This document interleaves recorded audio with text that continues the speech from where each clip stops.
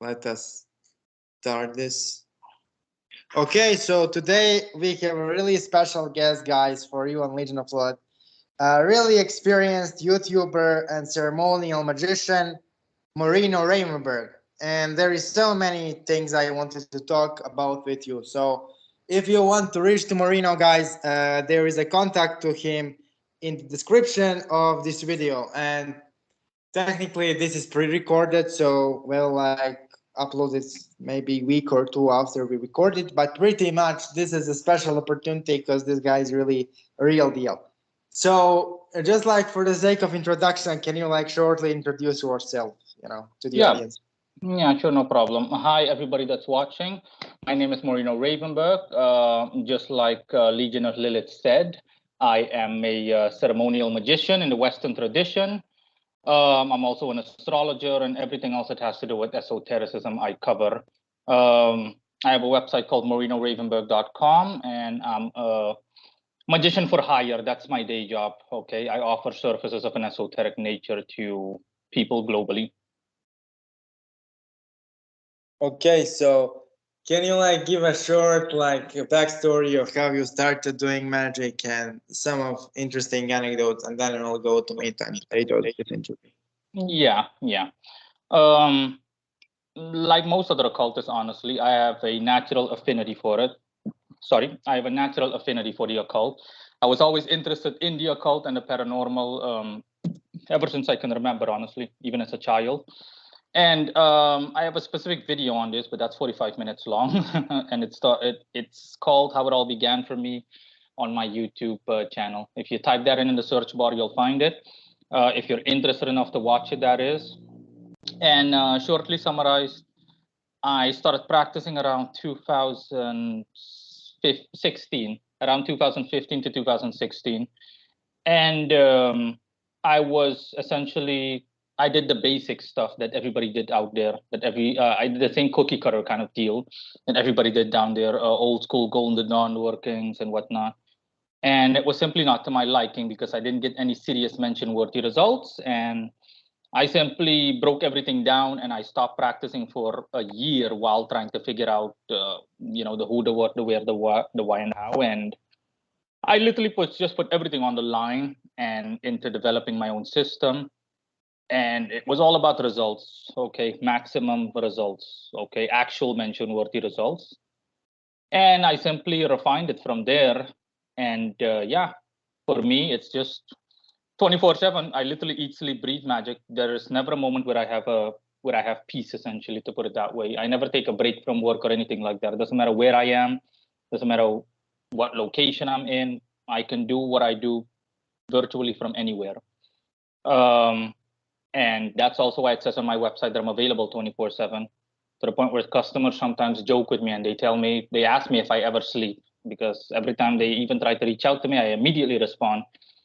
And that's the kind of guy I am. I'm punctual. With me, it's all about, if you respond to anything of me, you comment on my YouTube channel on a video or something, as long as I have an internet connection and I saw the notification, I'm going to respond right away.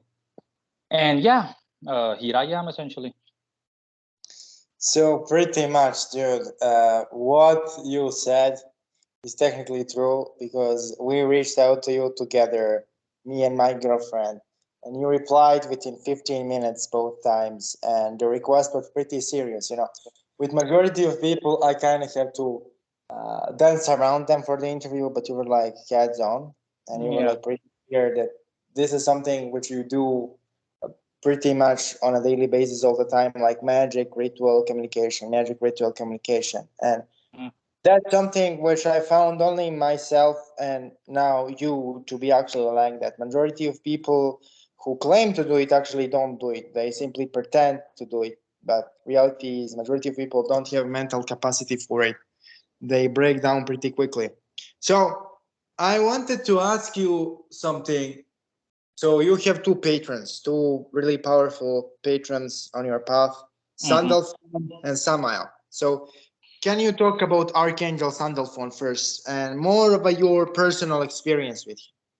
Yeah. Long story short, I started working with the Archangel Sandalphon around 2017, essentially. And he is my wealth patron. Okay, he's my second in command essentially.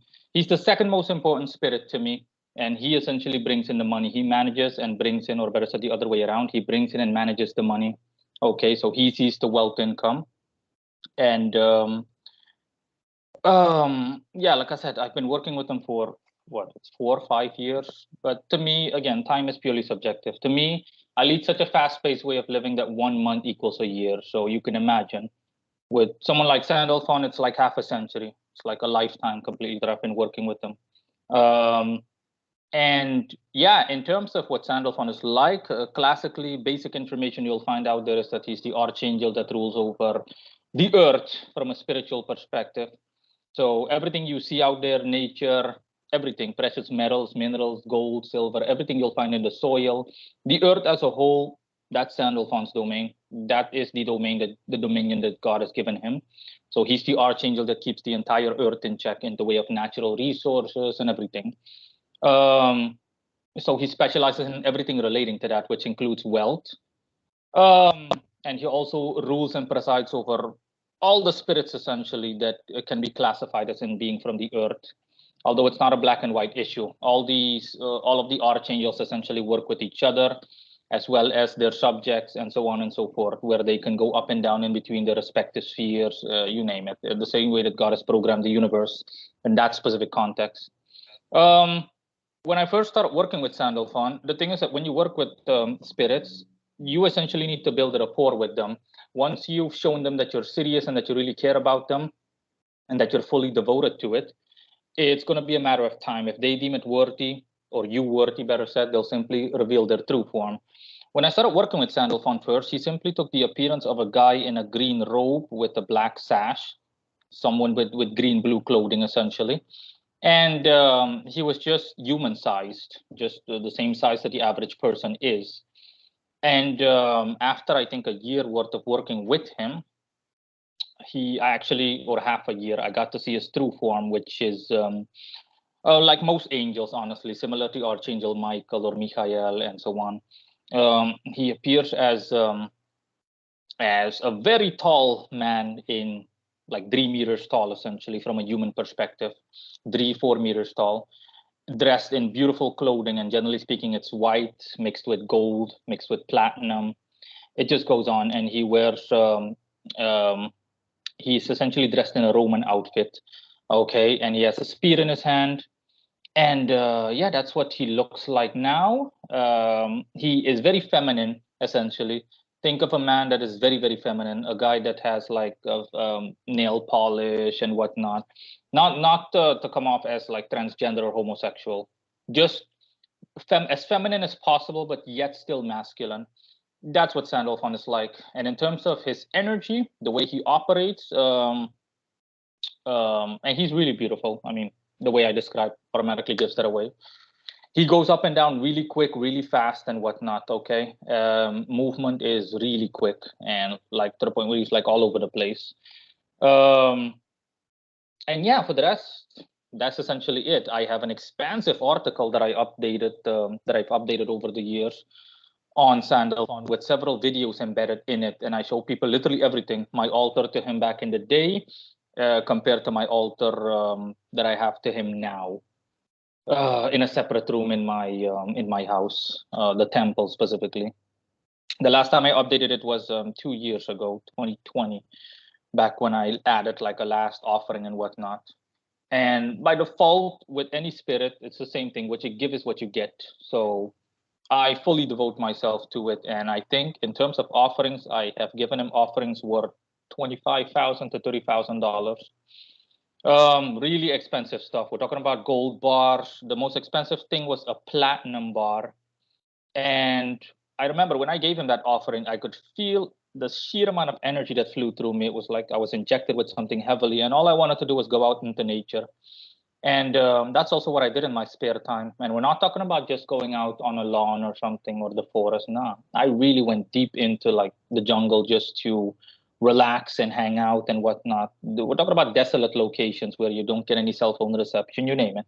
That's simply his domain. And I could feel the influence that it exerted over me. Sandalphon is the only spirit up to present day that I've given such extravagant offerings to. I mean, he's literally the spirit that has the most expensive stuff. Um, Everything else you can think of that has value, high quality cell phones, really expensive cell phones, like the latest iPhone is an example. Extravagant clothing, um, like a Rolex watch. I mean, really expensive stuff, stuff that's like at least $500, $1,000, you name it. And yeah, that's it with Sandalphon. And of course, he gives me in return. No complaints. Yeah, I agree with you 100%. With angels, it's not 100% the case. They are not, I mean, they will appreciate the offerings, but they will not openly demand them. Demons, however, even if demons don't demand the offerings, they really want them. And so, not giving offerings to demons is a pretty bad idea if you really want to get something out of it. Demons are pretty give and take type of entity and type of energy. But let's focus more on Sandalphon for a while, because Mm-hmm. Sandalphon is the spirit I ever had a serious relationship with nor worked. I worked with Samael, Mm-hmm. but not with Sandalphon. And so I have a question. What someone who like just wants to start relationship with Sandalphon should do? You know, how to start, which material Mm-hmm. to use, etc. Okay. Yeah. Yeah. Now I am the only person. The only person. He's told me that as well. Okay, that has worked with him to such a serious extent, and I know that Sandalphon is not a popular angel in the occult world. He's not a name that you hear thrown around within occult circles. Rarely, nothing. Um, in any case, if you wanted to work with Sandalphon by default, you simply need to take all the stuff I said into account. You simply start your altar. You need to be obviously proficient on the basics as a magician.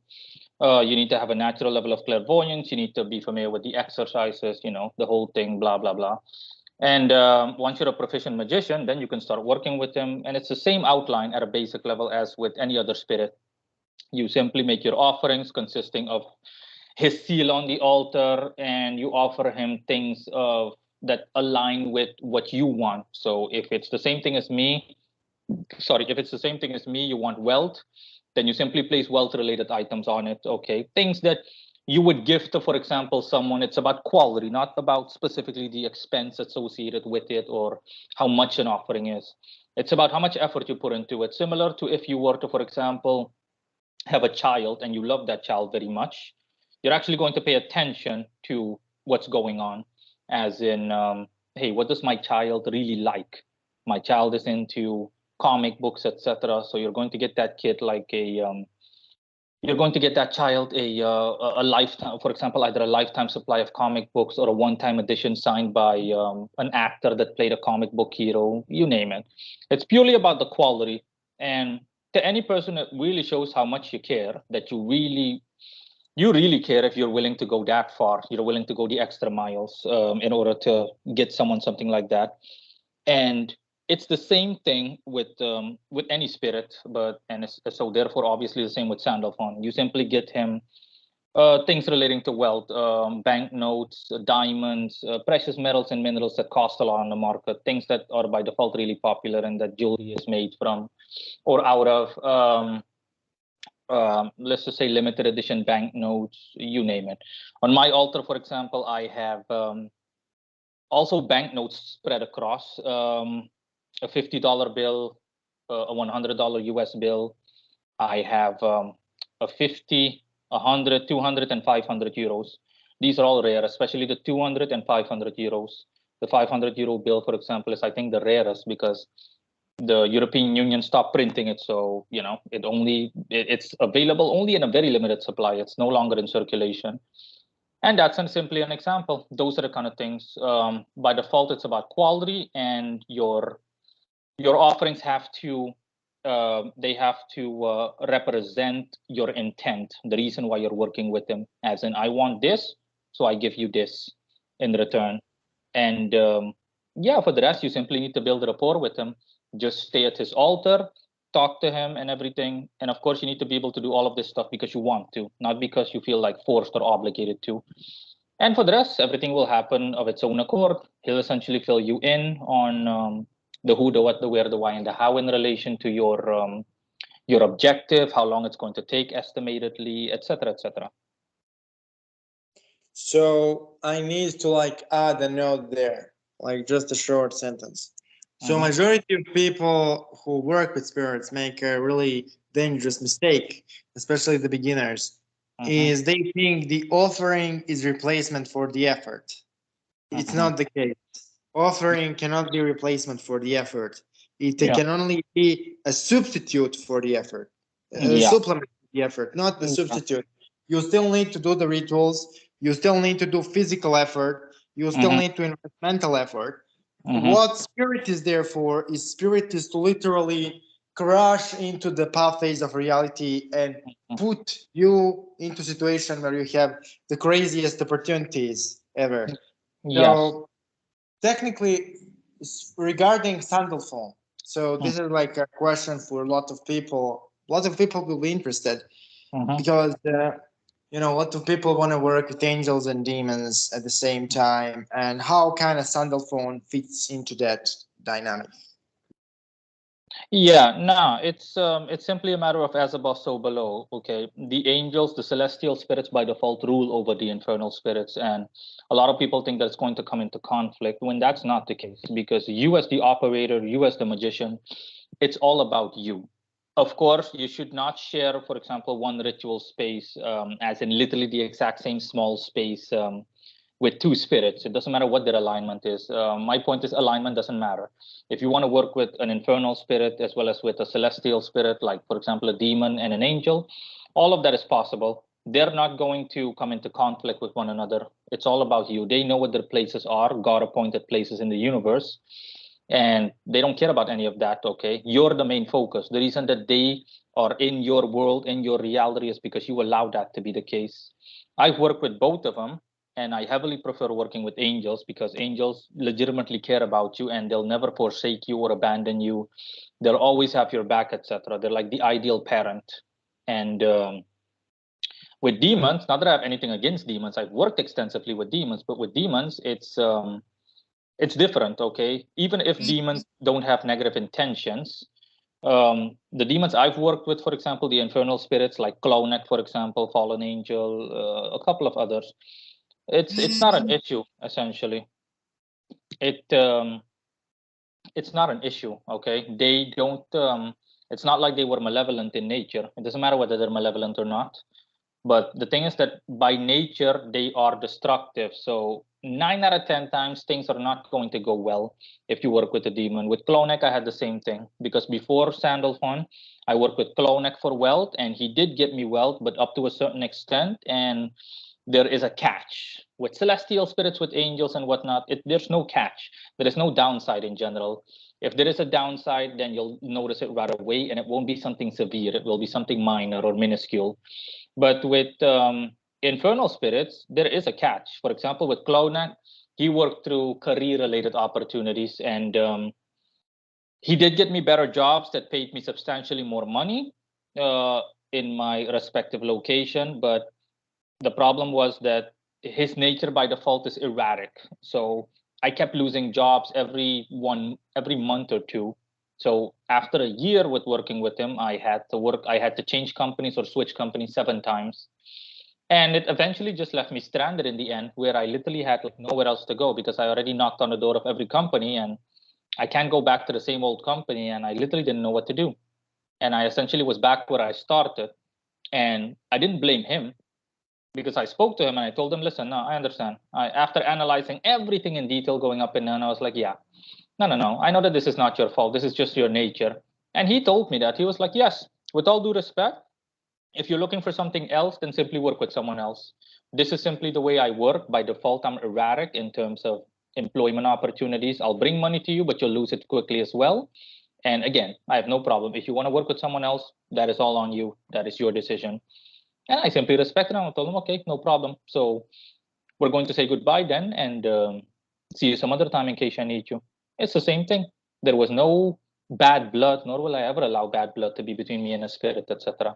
And yeah, that's essentially it. But that's just an example. With Sandalphon, I never had any drawbacks, never, nothing.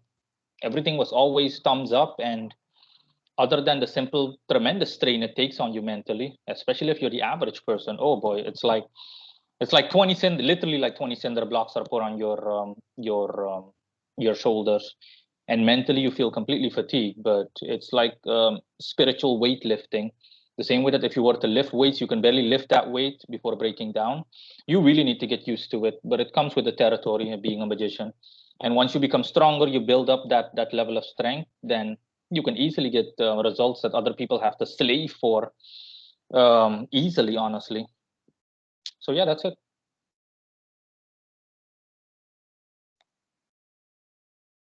So technically, I agree with everything you said.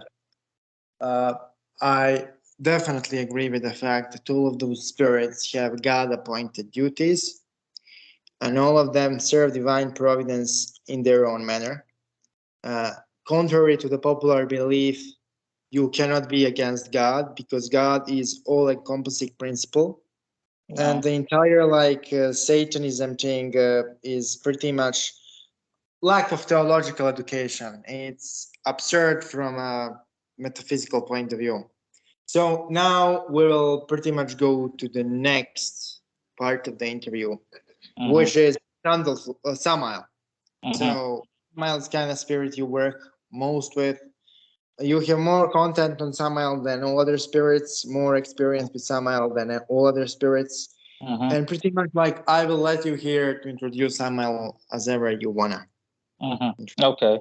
Yeah. Before I get to Samuel, in relation to your last statement, yeah, I wanted to say, yeah, that whole thing about, for example, being against God and whatnot, that is just like a pop media hopeless misconception, and you're only deluding yourself into thinking that. No, you can't be against God. God is everything and nothing. God is responsible for everything you see, and every thought, even the thought of so-called being against God comes from God. So it's just, again, it's irrational to say the least. Okay, it's literally just, honestly, mental illness in a certain way. The thought has no value or merit whatsoever.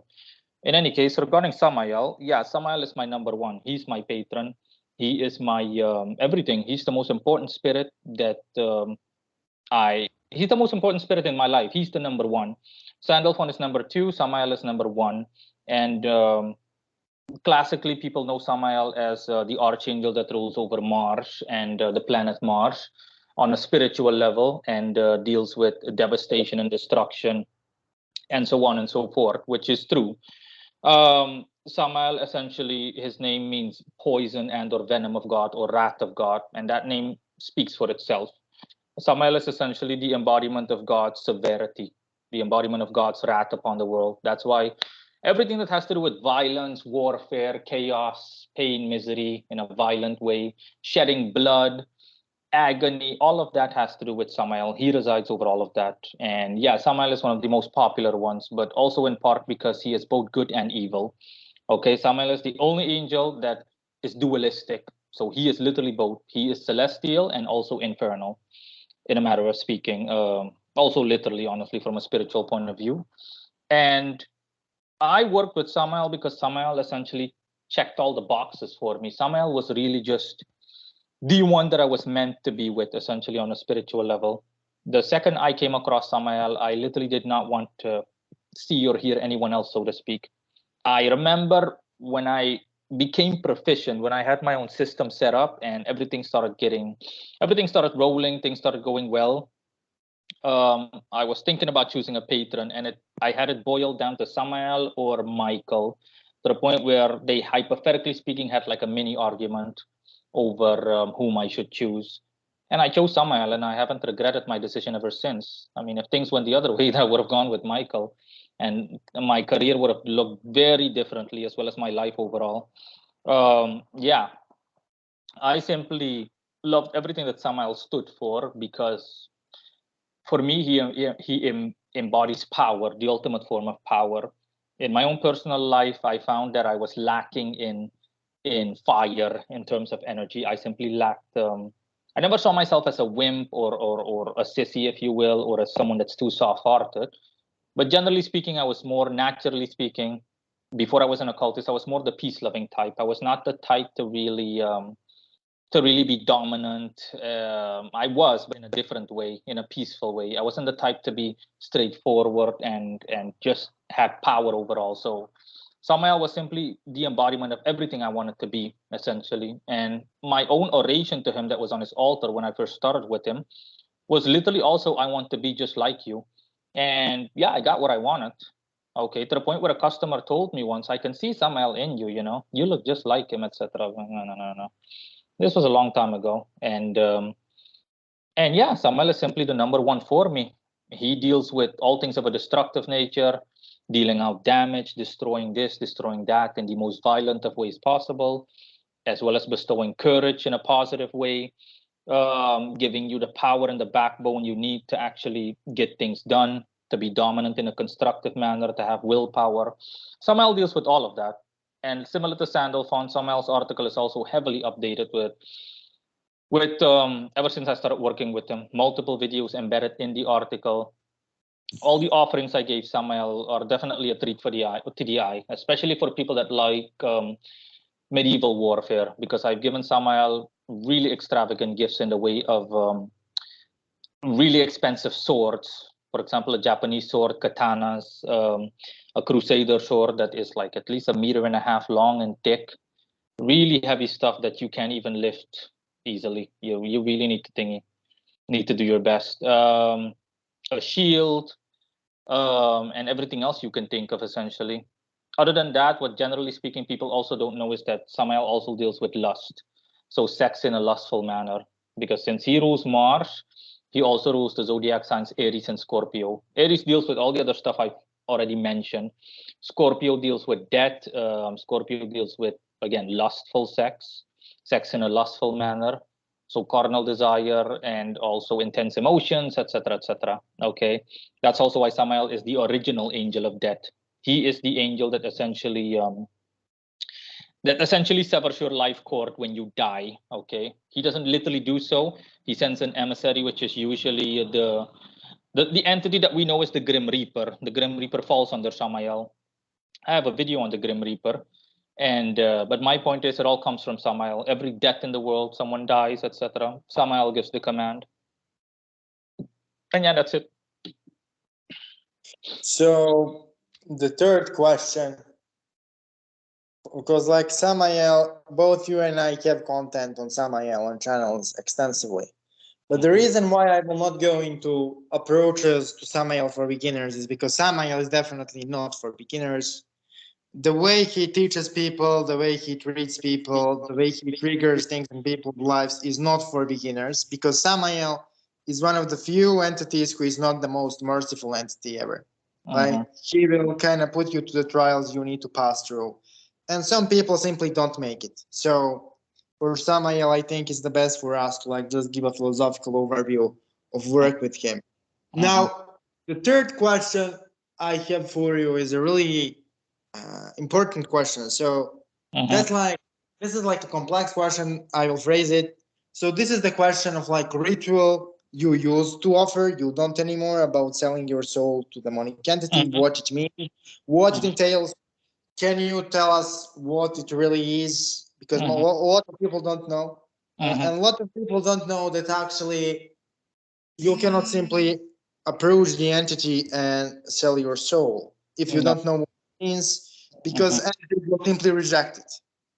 They know that contracts work in a manner that they have like there is like a law, universal law in place, that in order for the demonic entity to receive what it needs to receive, he needs to deliver a human certain things. And for the demon to give a human certain things, he needs to have a force of energy for it. He needs to be paid in a way. And so if you don't know how to make a pact and what it means to sell your soul, it will simply be declined up front. It will not pass per se. So can we like first, because this form of pact making is something which is actually rare. Majority of people who claim to know how to do it don't know how to do it. Doing this essentially is entailing 4 things, and we will go into detail which 4 things. But can you like just start talking about this and which spirit was involved and how it came to be this Yeah, entire thing you did. yeah, yeah. Long story short, I have a. I used to offer that, but that was 2 years ago in 2020, if I'm not mistaken. And the spirit specifically is the infernal entity called ACL or ACL, ACIEL. He's also commonly known as the God Burner. That's a nickname. And the spirit specifically is a demon, a solar demon. So he aligns with the sun.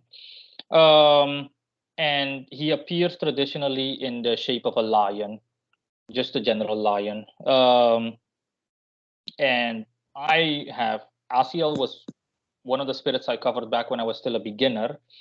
Um, um, yeah, obviously I'm at that point at my advanced level. Okay, a couple of years ago, Asiel revealed his true form to me in 2018, I think. Even for me, it's a long time ago. 4 years ago, it's like 40, 50 years ago for me. And he simply appears as the default angel, honestly, with a spear in his hand, but he has nothing but reddish clothing or reddish armor on. And generally speaking, very beautiful and whatnot. In his truest form, you'll see sometimes both of them together, where the angel is essentially like he has the lion on a leash.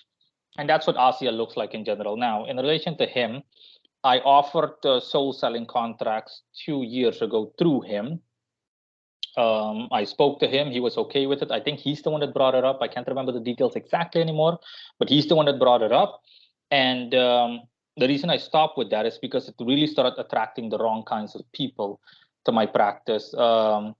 Essentially, people that are at the absolute bottom of society and people that literally have no way out and whatnot. And they essentially want to sell their souls. And even for me back then, I was still, me being who I am, I was still hypothetically speaking, only metaphorically speaking, surprised at the fact that people are willing to sell their souls so easily just for mundane things such as wealth, glory, riches, etc. And I personally, this might sound paradoxical or ironic, but I disapprove of it in general. I only offered it as an exception, a one time exception. But generally speaking, I'm very against the practice of selling your soul and whatnot because not just for the sake of morality. I mean, I leave morality up to people. That's your problem. You do whatever you want to do, but in a matter of speaking, but it's just it's really, I mean, it's like the worst deal you can ever make. It's the equivalent of going to a loan shark. Okay, you go to a loan shark. You're desperate for money. You're about to be homeless, for example, etc. You name it. Your house burned down. It doesn't matter. You lost your car, everything, and you go to a loan shark and you want to borrow what, $50,000. The loan shark says, okay, $50,000, no problem. You're going to owe me 500,000, 10 times more, and it's due in 2 years. No person would do so. That's why people that go to loan sharks are these decrepit types of individuals. I'm not judging anybody, but again, they're the types that I touched upon. Okay, people that are at the absolute bottom of society, crudely put, deadbeats, losers, people whose life is filled with pain and suffering in general, and they simply flee to a loan shark essentially out of desperation, plain and simple. 99 out of 100 times. And it's the same thing for people that engage in soul selling deals or want to engage in soul selling deals. I have an article called "Is Making a Deal with the Devil? Is it possible to make a deal with the devil, or does making a deal with the devil exist?" Also on my website, as well as the video embedded there, and you'll find it both on my website as well as YouTube channel. Um, the second you look up devil or deal, you'll find it in the search bar. And I elaborate, I really touch upon the subject and I go into detail about it. There is something like that, okay, as in soul selling, etc., but it's in a realistic way. Okay, realistically speaking, what it is, similar to a loan shark, is that you essentially agree to serving that spirit when you die in the astral plane. Okay, in exchange for that, the spirit does free work for you essentially. The spirit doesn't have to be paid in offerings, nothing. The spirit literally says, okay, you're going to be my slave when you die. That's the agreement. It's going to be like what, 500 years, half a century. Okay. I'm sorry, half a decennium. Yeah. 5 centuries, 500 years, for example. And in exchange, I'll see to it that all your problems are solved to the best of my ability. Everything that your heart desires, I'll do my best to make it happen. And I'll free you from the hell that is your life. That's the realistic version of it, and I've seen people engage in stuff like that. Okay, but it's really such a bad, it's the worst deal you can think of, for reasons I already mentioned. Okay, putting for an example the loan shark example, or putting up the loan shark as an example. Nah, it's just you're at a deficit in any way, shape, or form. I, for example, would rather die, if I were the average person, even, I would rather die alongside the street, honestly, than make a deal with the devil. But I'm not going to make a deal where I live, for example, what, 60 years? Okay, I'm old and I had a good life, great life, I had everything, wealth, women, everything. And then I have to serve an entity as one of his freaking lackeys, as one of his leg boys for 500 years. It's just, the deal is horrible. It's just offensive. Again, the only people that would actually even remotely think about this are people that are hopelessly desperate, people that have no life and they don't care about eternal damnation.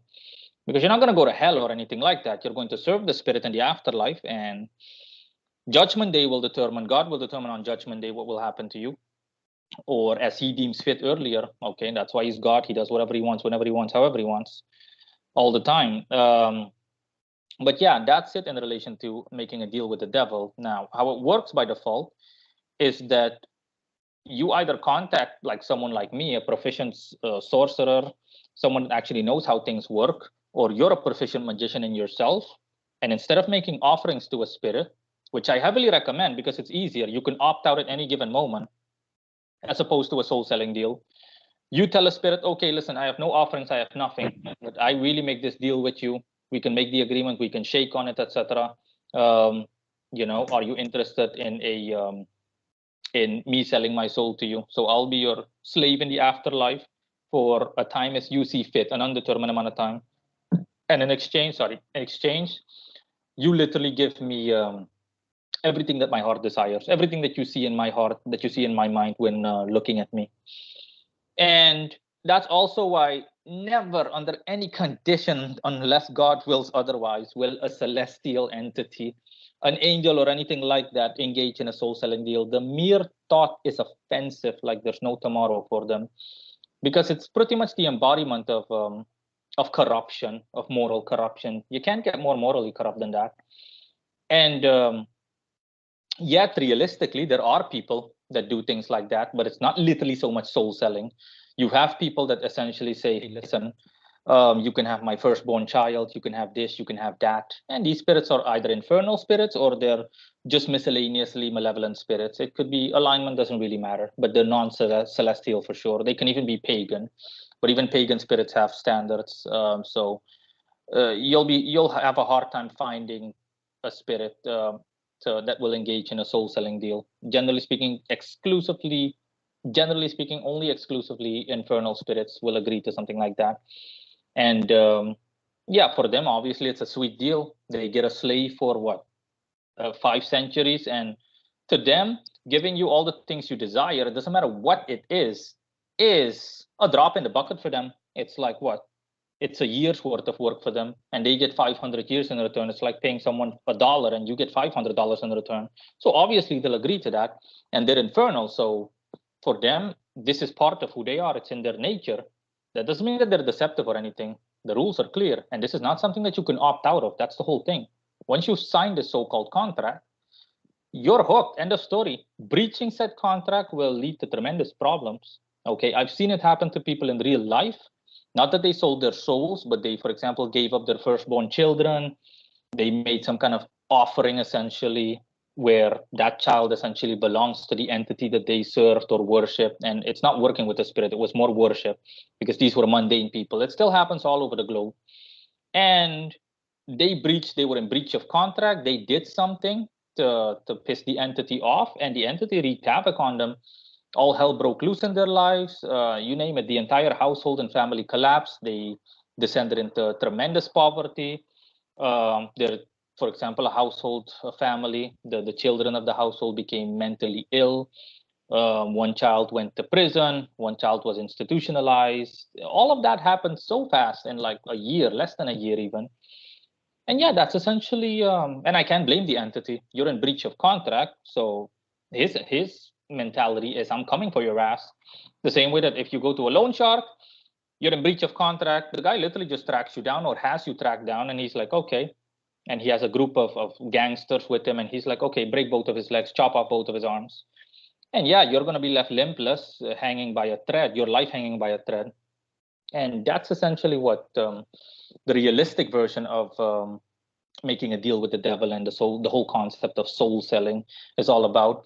One last very important thing that I need to add is that selling your soul, the most important thing, is not possible. All the stuff I said is in relation to your astral body, okay? Specifically, again, by default, man exists out of three dimensions: mental, astral, physical. You've got your astral body and your physical body. Your astral body is responsible for all the emotions you feel, your mentality, everything.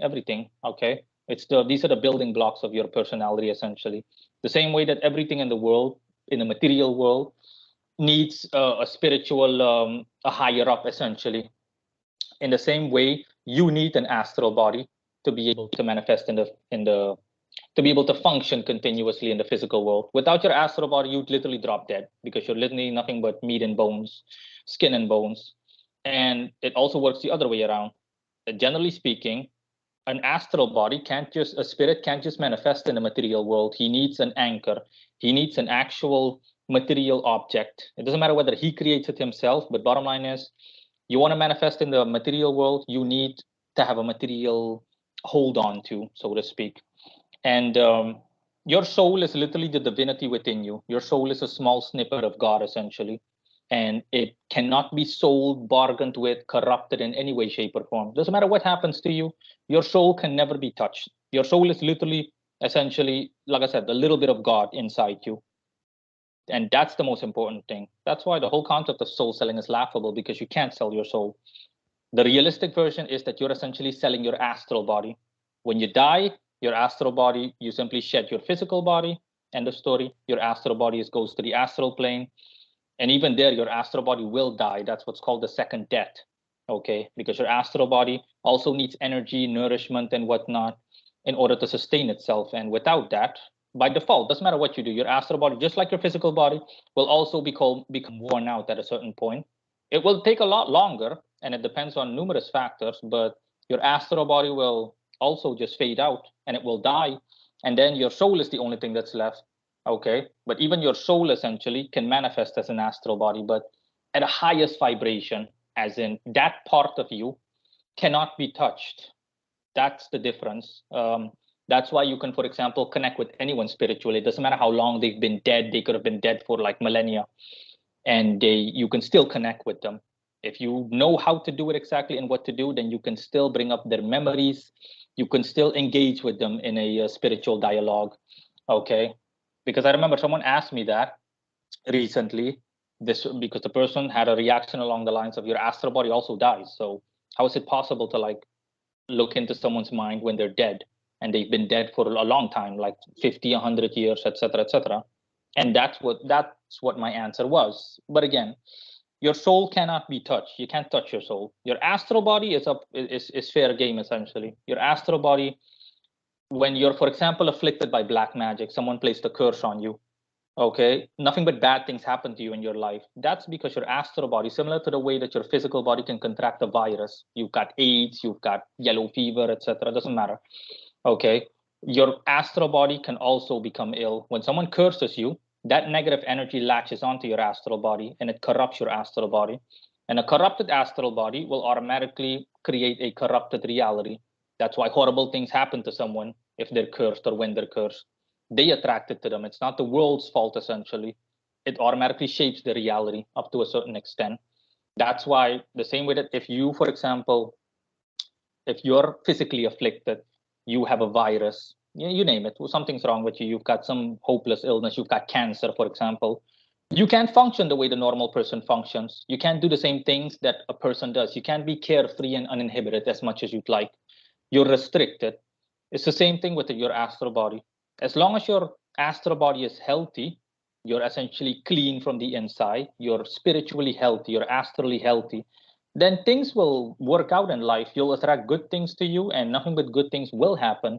Okay. But if you have like nothing but negative energy on you and your astral body is completely corrupted, then you better believe that life is going to be a nightmare. Nothing but bad things, horrible things will happen to you. Okay, everything that the average person fears. Okay, poverty, um, mental illness, you name it, all the ills of society, all the negative aspects that society essentially dislikes.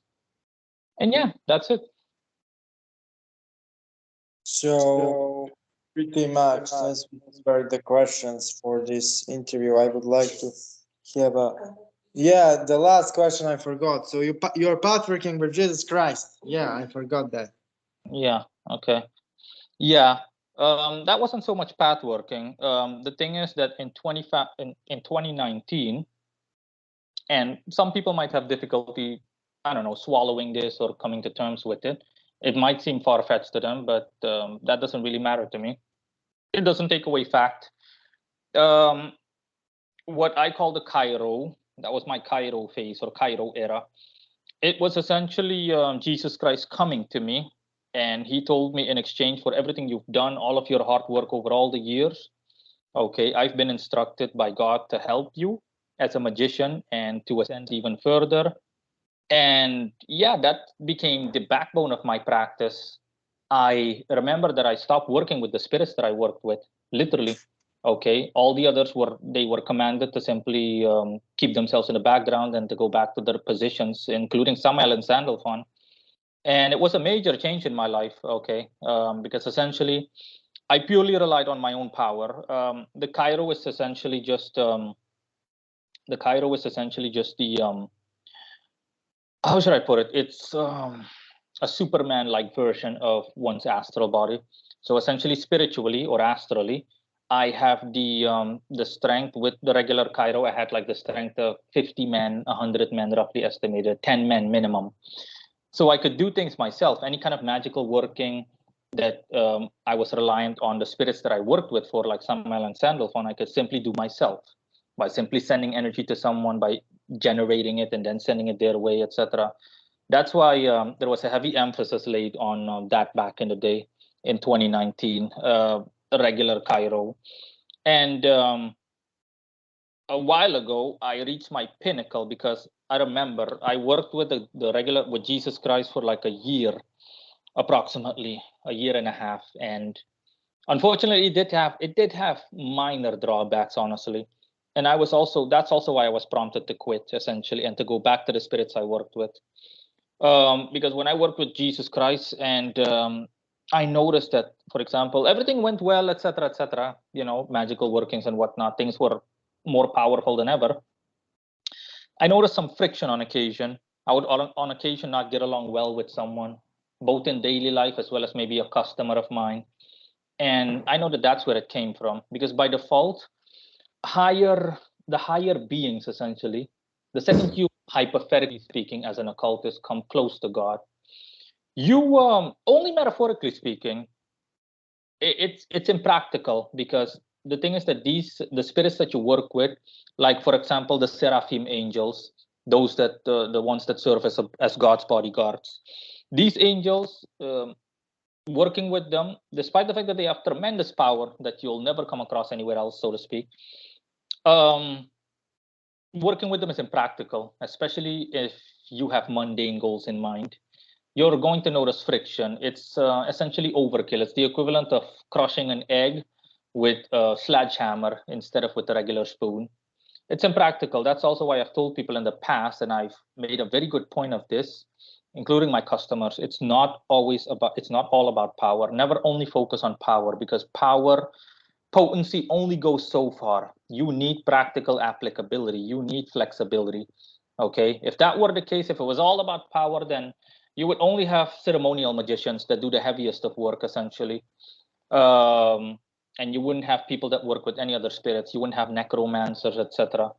But it does not matter. A necromancer, for example, can attain substantially better results compared to a ceremonial magician, as long as the guy really knows what he's doing, he balances things out well, and his goals are adapted.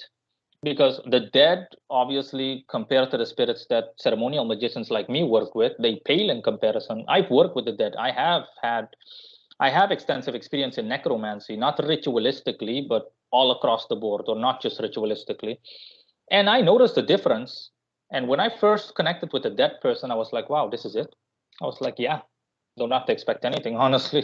Because once you've like lifted 100 kilograms, 200 pounds of spiritual weight, then it's like lifting what, 1 pound. And you're going to be like, oh, okay, this is it. Wow, really? I can barely feel anything. And that's what it's like working with the dead. But again, it's not all about power. In some aspects, the dead can do things better because they were alive at some point. You work with, for example, a guy that was a banker in his life. The guy knows money. He knows what to do, how to do it, and he can help you quicker than, for example, or more proficient in keeping with your, or more in keeping with your wishes as a human being compared to a spirit that specializes in wealth, especially if you, for example, don't know exactly what you're doing, how you're doing it, etc., etc. My point is, it's not all about power. And that's when I was prompted, essentially, because Jesus told me, yeah, my energy, unfortunately, is causing slight friction in life. And again, it's too powerful for some of the goals that you have in mind. That's why you're noticing what you're seeing, for example. And he simply told me, it's okay, you can go back to working with the spirits that you work with. My power is permanently attached to you. So I never let go of it, essentially. The thing is that it simply became like a passive default power level in the background. And I simply went back to working with all the spirits that I worked with, Samael, Sandalphon, etc., which was a daunting task because I had to put altars up again, buy offerings, everything. I had to do everything again, but it doesn't matter. I got it done. And I was stronger than ever because my Cairo, essentially, let's just say the spiritual strength of 10 to 50 to 100, man, I never lost that, despite the fact that Jesus left my side, because it had already fused with my soul, essentially, at a deepest level. And now, we're in 2022. In the beginning of this year, I had the honor of coming into contact with God Himself, and that was like, oh boy, I I really felt fear like no other, and it's something that just you'll never let go of it. Okay, and yeah, that is what I like to call the dark Cairo. God essentially came to me and He told me, what you're seeing is a very, very small microscopic form of my power that you earned for everything you've done up to this point, that you've made it so far. And that power even grew. That's why I call it the dark Cairo, because it's different. And even then, I still had to master this power. It kept growing stronger and stronger. Um, and um, and yeah, that's essentially it. I'm not done talking. I'm just saying that's essentially it in relation to God. And after I was guided by him to essentially get things going, he guided me through how to use the power and whatnot. And he said it's similar to working with my son. The only difference is that it's a lot stronger. And I felt it, and I was like, oh boy. I was like, the regular Cairo, Jesus's power was like the strength of 10 men. God's power is like the strength spiritually of 20 men. And that's essentially the so-called phase I'm in. Not that I work by phase, but it's my so-called draconian era, because the energy, that's why my website also has the slogan, I am the dragon, because the energy essentially manifested as a dragon. And that's essentially what my astral body looks like now. Any person that tries to connect with me, the first thing you'll see is a dragon. That's the first thing you'll see. And yeah, the dragon, it took a while. The sense also took a while, but the dragon kept growing bigger and stronger. And now he's essentially at peak power. So now, let's just say, roughly estimated, I have the spiritual strength of 150 men mentally. That's literally the power I have. And you could like gang up on me, etc. And if I'm lucky, it'll tickle me even. Someone tried to do something like that to me a short while ago. They tried to curse me, and I was like, really? Wow, seriously? I didn't even notice anything, because the entity that they tried to curse me literally came to me subservient, and he told me the only reason I'm allowed to even be near you is because I need to give you the information. This person tried to curse you. I'm gonna go back, and they're going to get what's coming to them because you're innocent in this whole affair. You didn't do anything wrong. Even if I wanted to touch you, I mean, just look at you. I can't even like come near you. And yeah, That's essentially what it looks like. That's why I simply call my astral body, which manifests as a huge Earth-sized dragon, Draco. Okay, that's why you'll see that name also thrown around on my website and my latest videos. And yeah, that's essentially it. I can jump essentially power levels by increasing and decreasing my power as I see fit. And yeah, at my absolute strongest, let's just say at my absolute strongest, I have like the strength of 200 men. But that's when I'm at my absolute strongest.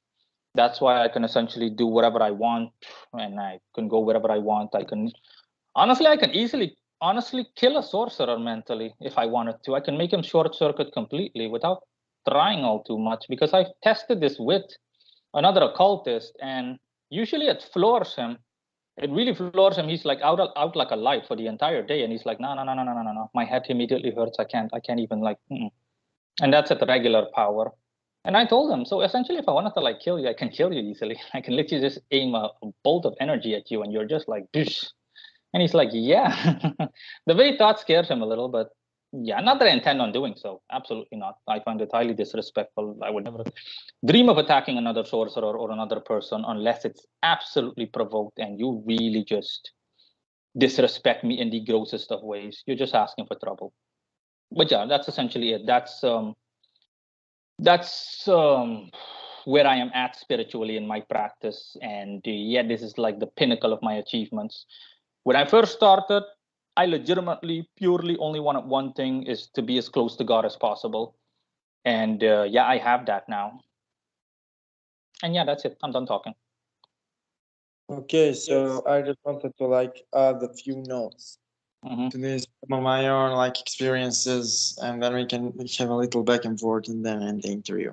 Mm-hmm. So pretty much what you are saying. So there is so much correlation between what I experienced in my works with different spirits and pantheons and what you are talking about. So Mm-hmm. you told me that essentially when you go, so you have like destructive side of God, the path of severity, and you have the path of mercy.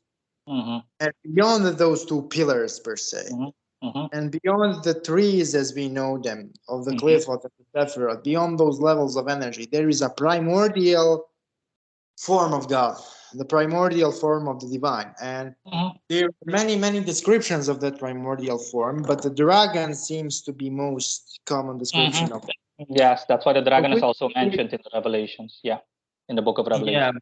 Yeah, yeah. essentially the dragon, majority of people associate the dragon with Satan, but in reality, the Satan as the dragon makes sense only if you talk about the negative aspect of divine. But there is a more pure form of God, which is the dragon in a true sense. Yes, yes, There is yes, manifesting as that primordial source of all life.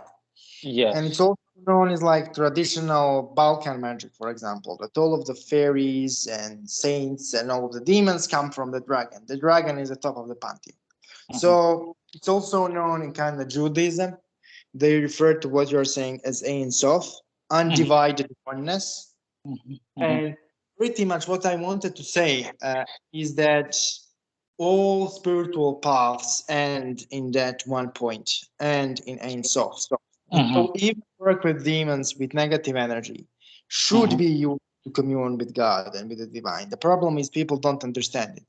And Mm-hmm. so if you work with negative energy only to gain material stuff, you will succeed. But because you will not be spiritually ready for the negativity, it will kill you.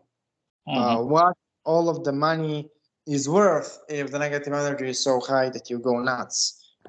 That's why people need to be really careful regarding pacts and things of Mm-hmm. that nature. Mm-hmm. Because reality of this is that, you know, here's the thing. Once you do it, you will find out it's real, Mm-hmm. but it's too late. People do it for fun, and that's kind of easy way to kill yourself. Now, I wanted to talk about Samael for a while Mm-hmm. Mm-hmm. because there is a lot of magicians who, you know, don't want to work with angels at all because Mm-hmm. they are anti-demonic and shit. But they don't understand that the top of the demonic hierarchy is actually Samael, is actually the archangel. And so, I think the most important role of Samael in work with demons is the Samael is only entity which can teach you what is the purpose of those beings existing. None of those other spirits can explain why do they are allowed to exist. The Samael is the only one who can do it. He can like explain to you what's the point of that. And I didn't list it as a question, but what's like the point of this of the divine wrath? What's the point of that rage? What's the point of that fury? What's like the essence of it? Because Samael embodies it. He is it. And I want to kind of ask it as last question, and then I will close. Yeah. Well, that's not really the case. It is the case, but only what you're saying, only at a basic of levels. Samael doesn't literally rule over all these demons and whatnot. But yeah, if you're an LHP, you're a left-hand path magician, then yeah, Samael is pretty much the pinnacle of where you're heading in terms of power and potency. In that context, yeah, that is the case. But any celestial being can explain to you why essentially the Sitra Ara, as the Jews call it, the other side, the tree of death with the infernal spirits and everything exists, spirits that are malevolent. But basic Kabbalistic knowledge also teaches you that it's the whole concept of as above, so below. God created the universe in such a way that everything, with the exception of him, has a counterpart. That's why demons exist. They exist because God allows them to exist, because everything needs a counterpart to balance out the universe. That's why the universe is in a perfect balance. Okay. For plus, you have minus. For black, you have white. Everything has a counterpart, and both fulfill each other. Both give meaning to one another, because the one would be meaningless without the other. In a mundane context, as an example, think of a world in which everybody would be wealthy. Everybody has enough money. No one is poor, etc. Everybody has enough money. The very concept and notion of wealth and poor would not exist. Okay. The same way that, for example, if there was no death in the world, the whole concept of the whole notion or concept of life would not exist. People would not understand the concept of being alive because there is no death to counterpart it. There is nothing.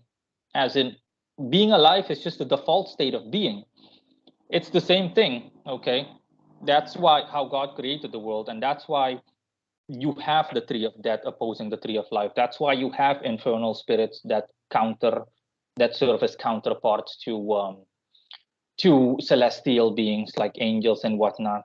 That's why wealth opposes poverty and poverty opposes wealth. They all give meaning to one another, because you can't be poor or you can't be stupid without it being opposed by wealth or being smart.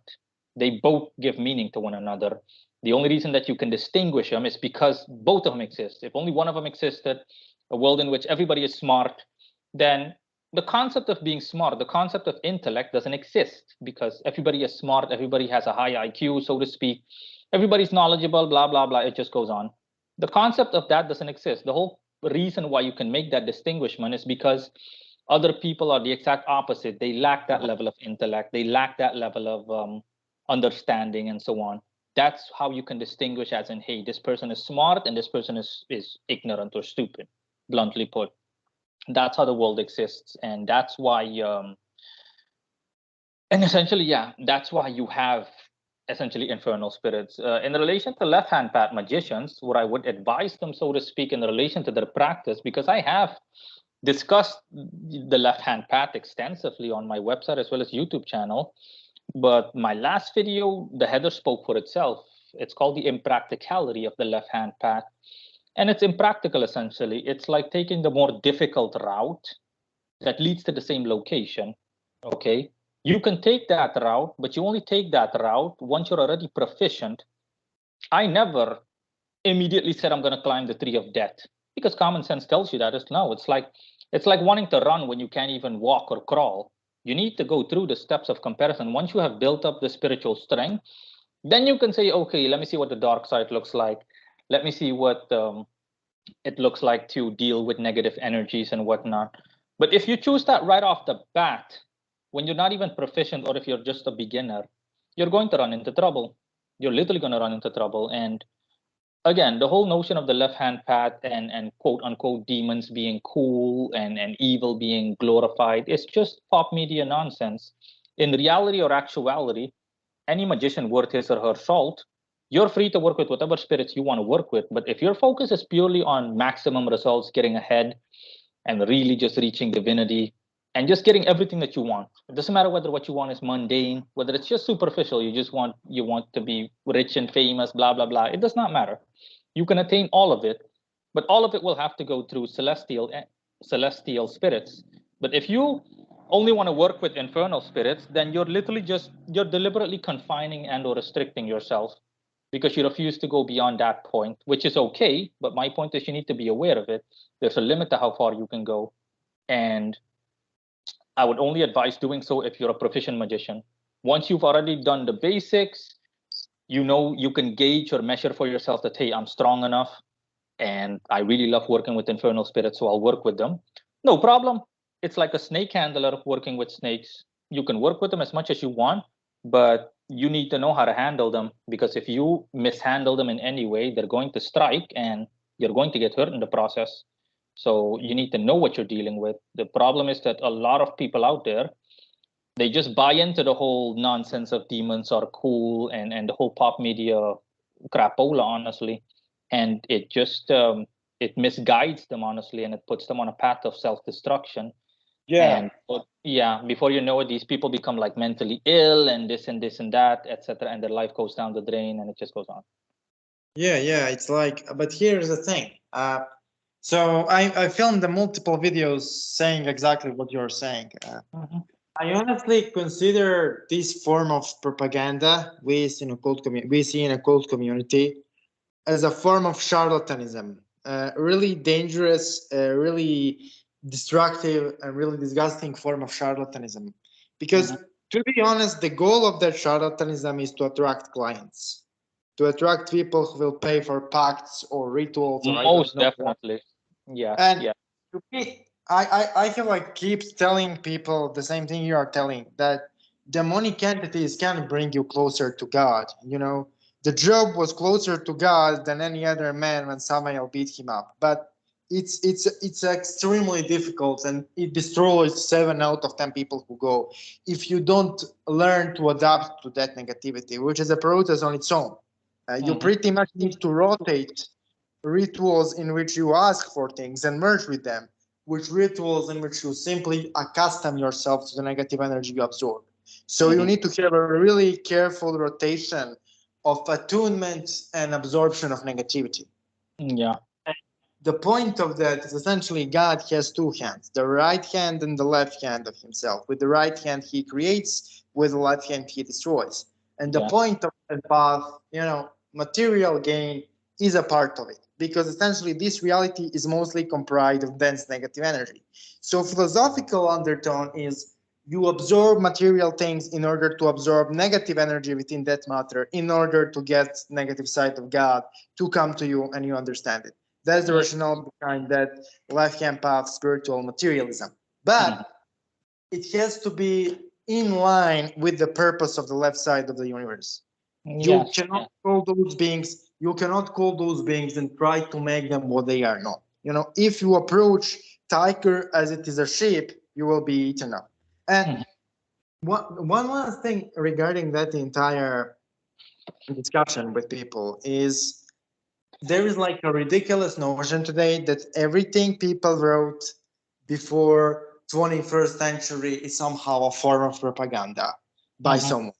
And it's Mhm. absolutely ridiculous, because you don't have to be a genius in order to figure out that paper back in the day was Mhm. extremely expensive.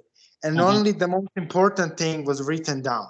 And Mhm. so the notion that somebody would spend billions and billions of dollars just to write useless propaganda and preserve it for future generation is ridiculous. Mhm. So yeah, I one last question. Okay. Mhm. So in your very writings, you talk about Bornus rite a lot, a Bornus ritual as a form of No, exercise. No, then I mixed up. no, Yeah. no, you didn't miss anything. Yeah, I do have it on my website and YouTube channel, but it's only one video. It's just it touches it upon the boneless ritual. Um, that is mentioned in the Lesser Key of Solomon book, the book The Goetia specifically. It's simply the introduction that says, "I invoke thee, etc., O boneless one, O headless one, etc." And I simply explain to people how this ritual can benefit someone on a practical level. And I think, if I'm not mistaken, it even applies to mundane people. So you don't have to be a magician to be a qualified magician to be able to engage in it. And again, if I recall correctly, it attracts aerial spirits to you specifically. I'm not entirely sure, but it attracts one form of elemental spirit. So if you recite that thing, and I even recite it in the video to demonstrate to people how you essentially pronounce everything, then you, especially at the end, because you have like a mantra at the end that you're not supposed to repeat, but it's hard. It can be hard to pronounce for some people. And I told them in a practical, down to earth, straightforward manner that reciting this automatically attracts aerial spirits to you.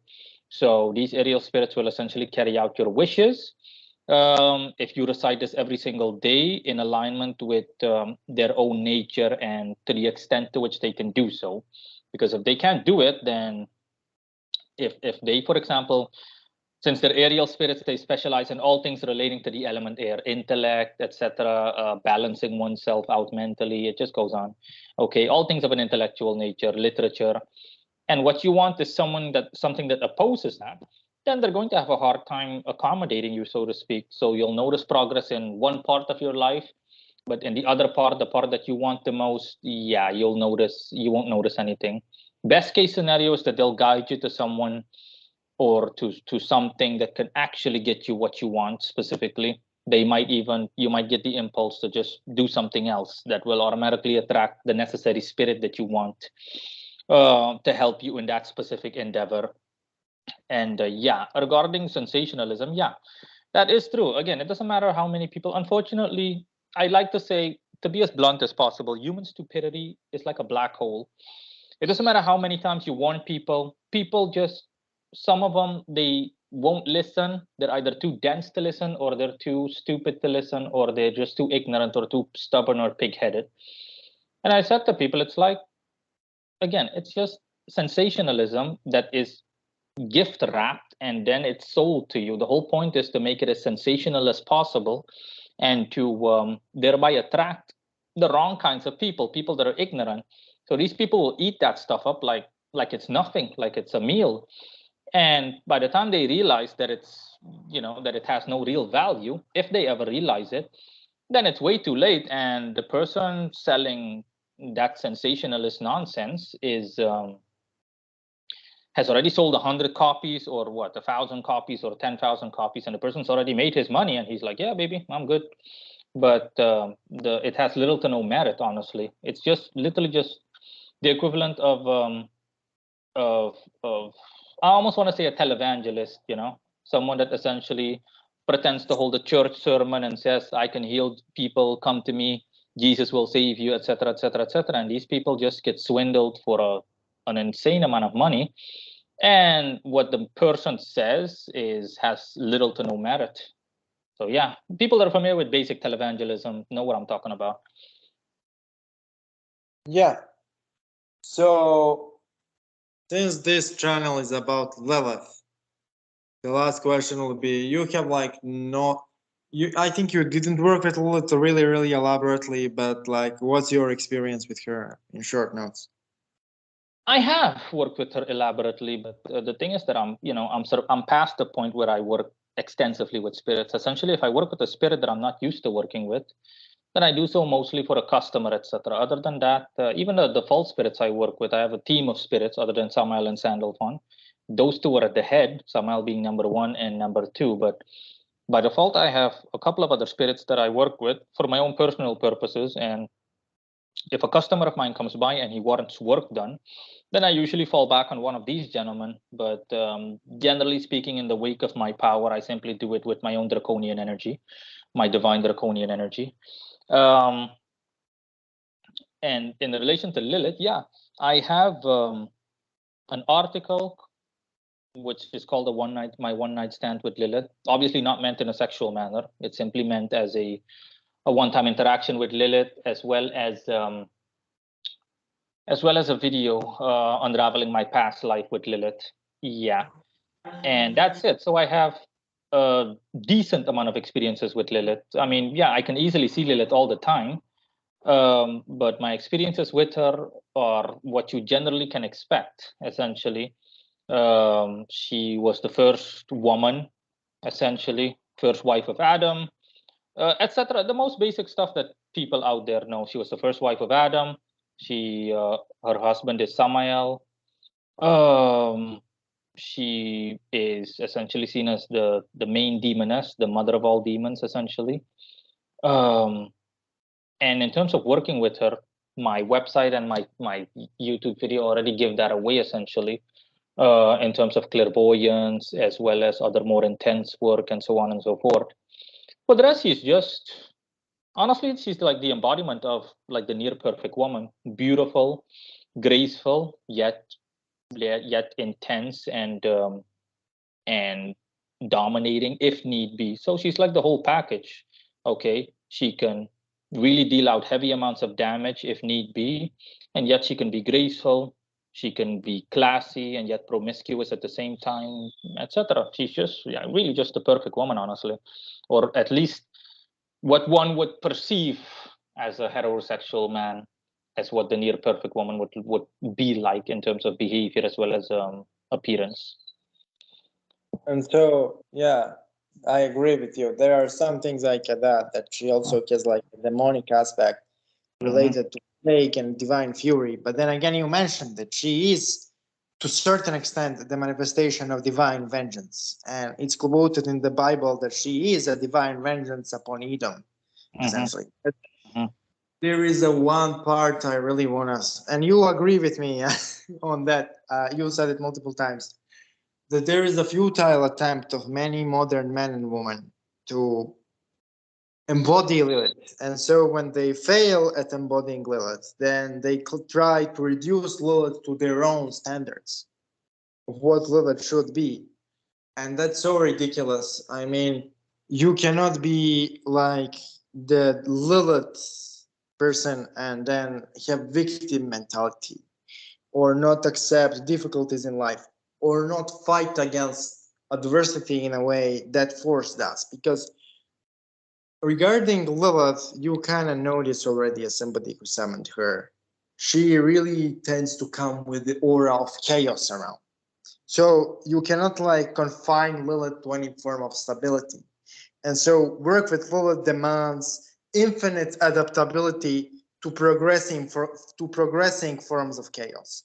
Yes, yes, yeah.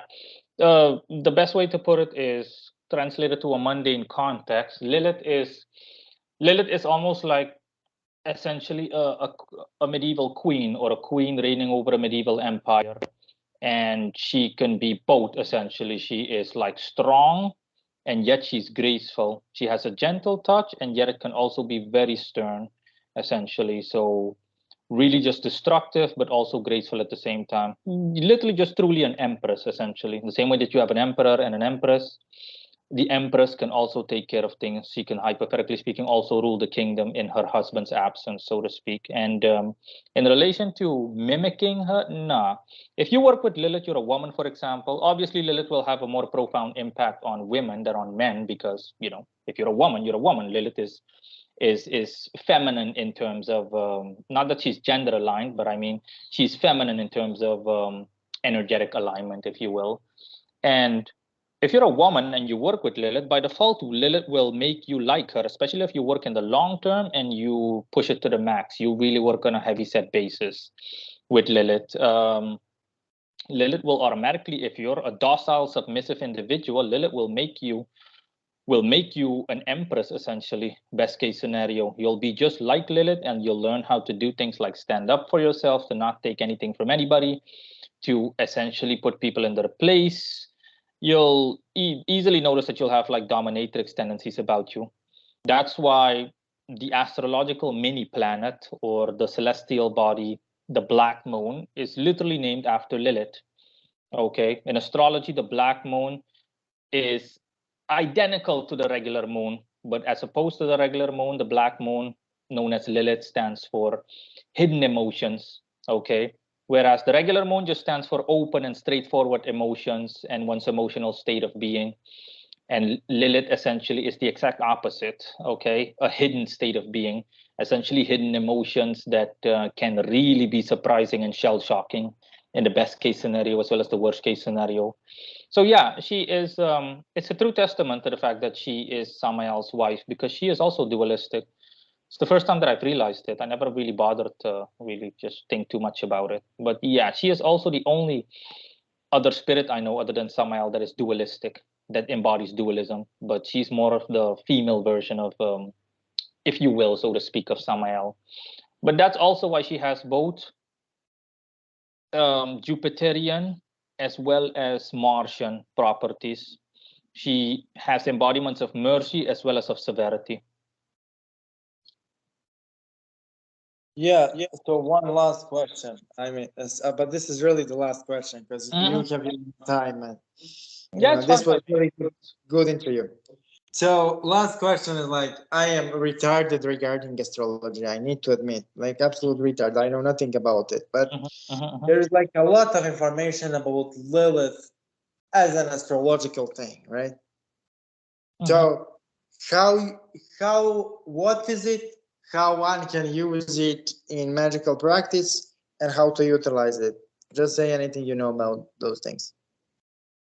In all honesty, nothing really. If you don't know anything about astrology, and you want to incorporate it into your practice, if you want to incorporate Lilith into your practice, the celestial body Lilith, you would have to incorporate the entirety of astrology into your practice. So you would need to be knowledgeable on astrology, at least at a basic level. All I was saying is that they literally named that mini planet after her, and deservedly so, because, like I said, that planet embodies, it has the same properties astrologically as Lilith. It near perfectly sums everything up, okay? And it's literally just like a mini version of the moon, essentially. But like I said, the same way that Lilith is an entity, she's a spirit. So like all spirits, most things are hidden, they're obscure. You can't easily see them unless you're a magician, etc. That celestial body has the same properties. For example, someone that is born under a specific planetary constellation, that is called natal astrology. So essentially, it's called your natal chart. All the planets and the zodiac signs they were in, what parts they were in, which constellations they were in, all of that determines your personality. That's your God-given personality. Simply put, God simply says, okay, you're going to be, the second you're born, the date, time, location, etc. God essentially says, okay, you're going to be smart, but you're going to be bad with it. So if it's a woman, you're going to be smart, but you're going to be bad with men. You're going to be able to do this, but you're not going to be good at that. You'll suffer from mental illness, but you'll be brilliant. You're going to write several books, and it just goes on and on and on. Your natural personality traits, okay? Things that you were essentially destined to do. Of course, you need to still refine these traits, but most people, for example, that have an interest in occultism, they have natural clairvoyant abilities, and they notice that because they have had spiritual encounters at least once in their life where they could see spirits essentially, or they saw people that weren't alive, you name it. You can clearly feel the level of clairvoyance. Yeah, you have natural clairvoyant abilities. My point was simply is that Lilith is one of the mini planets, and the reason astrologers gave and astronomers gave that name literally to that mini planet is because it perfectly embodies Lilith essentially, and vice versa. That planet, all of the properties it bestows upon someone essentially, in every sense of the word, is near identical with what Lilith is as an entity and what she offers to any magician that wants to work with her or any person that is open to her influence. That's it. Okay. So thank you for a really good interview, and yeah, this was really good, useful interview with bunch of useful information, guys. So if you want to reach Morino Ravenberg for anything, check the links in the description. She also he also has amazing YouTube channel, so check that out too. Thank you, Morino, for being our guest, and we will see each other soon. So talk to you soon for being here. No problem. Bye. Thanks for having me. Bye.